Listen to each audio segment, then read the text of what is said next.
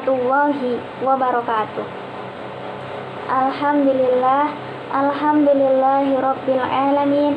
Wassalatu wassalamu ala asrofil anbiya'i wal mursalin Sayyidina wa maulana Muhammadin wa ala alihi wa sahbihi ajmain, amma ba'd. Perkenalkan, nama saya Naila Sayyidah Ulayya. Saya dari Prodi Pendidikan Agama Islam semester 3 Fakultas Tarbiyah dan Keguruan Universitas Islam Negeri Sunan Ampel, Surabaya.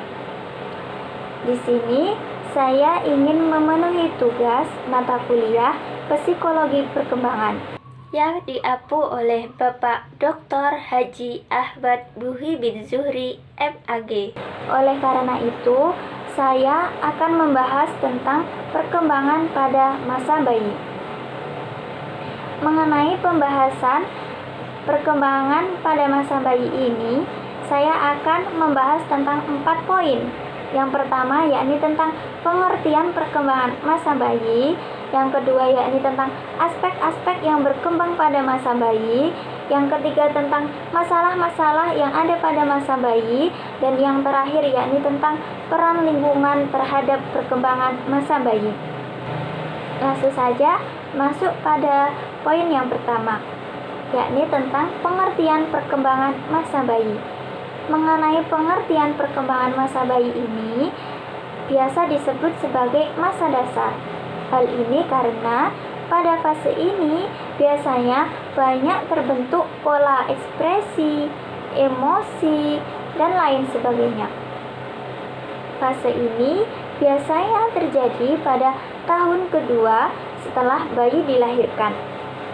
Selain itu, pengertian perkembangan masa bayi ini juga biasa disebut sebagai masa dasar yang sesungguhnya, masa perubahan yang berjalan begitu cepat, kemudian masa berkurangnya ketergantungan, masa meningkatnya individualitas, masa berkembangnya penggolongan peran seks, masa yang menarik, masa permulaan kreativitas, dan yang terakhir yakni masa yang berbahaya.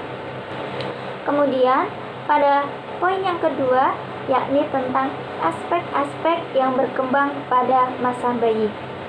Aspek-aspek ini dibagi menjadi 8 golongan. Yang pertama yakni aspek perkembangan fisik, yang kedua aspek perkembangan psikologis, yang ketiga aspek perkembangan motorik, yang keempat aspek perkembangan bicara, yang kelima aspek perkembangan emosi, yang keenam aspek perkembangan kognitif, yang ketujuh aspek perkembangan moral, dan yang kedelapan tentang aspek perkembangan kesadaran beragama. Pada pembahasan aspek yang pertama yakni mengenai perkembangan fisik. Pada aspek ini biasanya bayi mengalami suatu penambahan berat pada kepalanya. Selain itu, bayi juga mengalami penambahan tinggi pada badannya. Namun, pada tahun kedua biasanya bayi mengalami penurunan. Akan tetapi jangan khawatir. Di sisi lain, bayi biasanya juga mengalami perkembangan seperti halnya organ, saraf, kemudian otot, lemak, dan penumbuhan gigi. Kemudian, aspek selanjutnya yakni tentang aspek perkembangan psikologis. Pada aspek perkembangan psikologis pada fase ini, biasanya bayi sudah mulai terbentuk pola-pola fundamentalis dan biasanya bayi telah terbiasa untuk mengenali wajah orang-orang yang ada di sekitarnya. Aspek selanjutnya yakni tentang aspek motorik.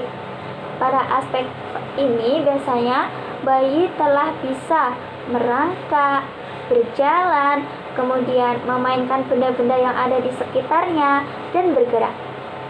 Gerak dalam perkembangan motorik pun dibagi menjadi 3, yakni yang pertama gerak instinktif, kemudian yang kedua yakni gerak refleks, dan yang ketiga yakni gerak spontan atau juga bisa dikatakan sebagai gerak impulsif.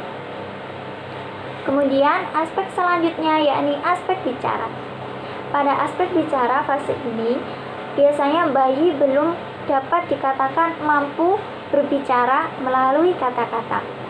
Yang dimaksud di sini ialah bayi saat ini pada fase ini hanya mampu berbicara melalui dengan isyarat. Adapun isyarat yang digunakannya ialah dengan cara gerakan ataupun ekspresi mimik muka. Seperti halnya contoh, si bayi merasakan kelaparan. Oleh karena itu, dia ingin meminta makanan berupa ASI kepada ibunya. Oleh karena itu, bayi berbicara kepada ibunya, "Ibu, aku lapar, aku ingin minum ASI." Apabila si bayi telah mampu berbicara dengan kata-kata, maka dia akan berkata seperti itu. Namun, pada fase ini biasanya bayi belum mampu. Oleh karena itu, dia biasanya berbicara dengan gerakan atau ekspresi seperti halnya sedih, kemudian mengeluarkan air mata dan menangis dengan sekencang-kencangnya.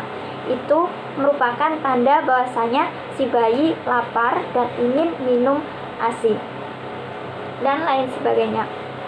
Kemudian aspek selanjutnya yakni aspek emosi. Pada aspek emosi ini bukan hanya orang dewasa saja yang memiliki emosi, namun pada fase ini bayi juga memiliki emosi.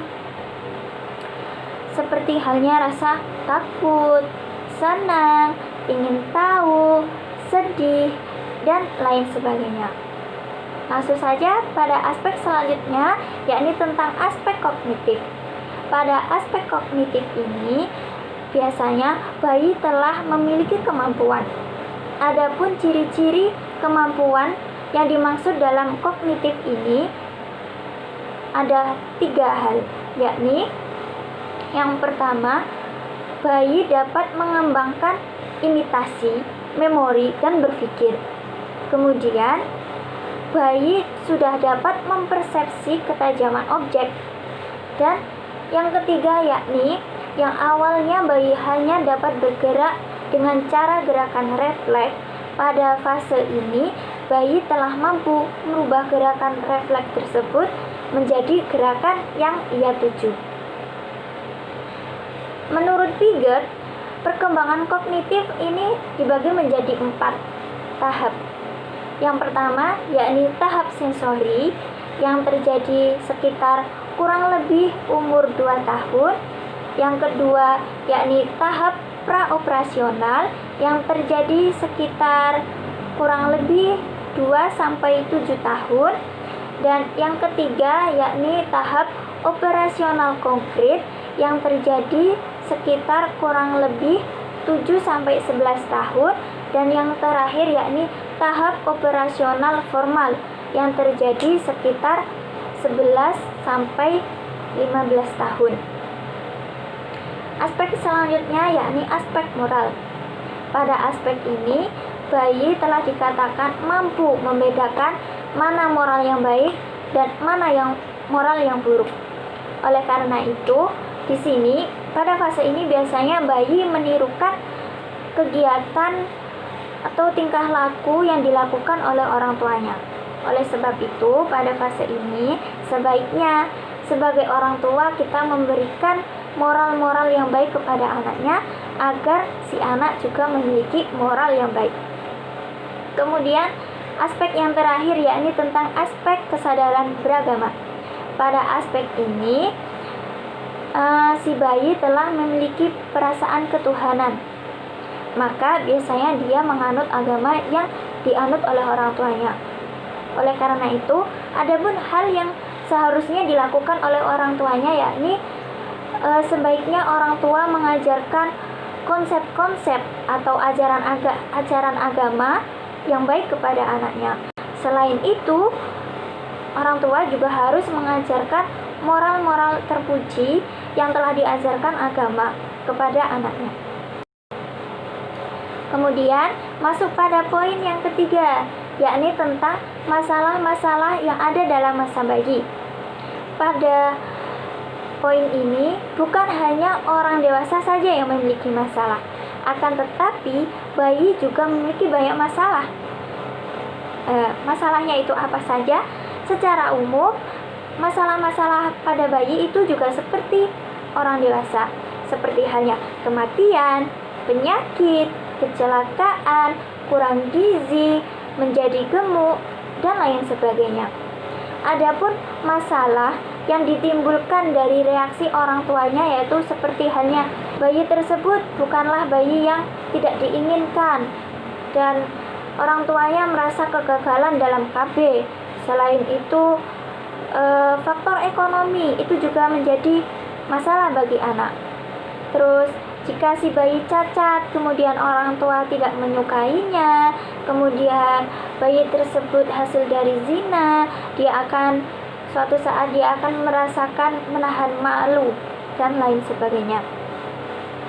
Kemudian masuk pada poin yang terakhir, yakni tentang peran lingkungan terhadap perkembangan masa bayi. Pada pertama kali bayi dilahirkan di bumi, dia belum mampu melakukan kegiatan apapun selain hanya menghisap ataupun menelan ASI. Oleh karena itu, lingkungan di sini sangatlah berperan penting di dalam perkembangannya. Adapun peran penting yang utama dalam lingkungan untuk bayi yaitu sebagai ASI, asah, dan asuh. ASI, asah, dan asuh ini apa?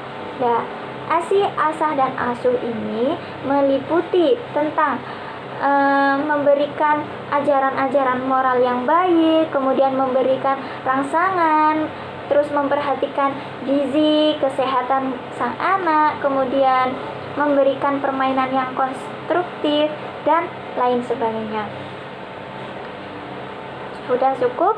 Mungkin ini dari saya. Apabila banyak kesalahan atau banyak kekurangan, saya mohon maaf sebesar-besarnya. Assalamualaikum warahmatullahi wabarakatuh.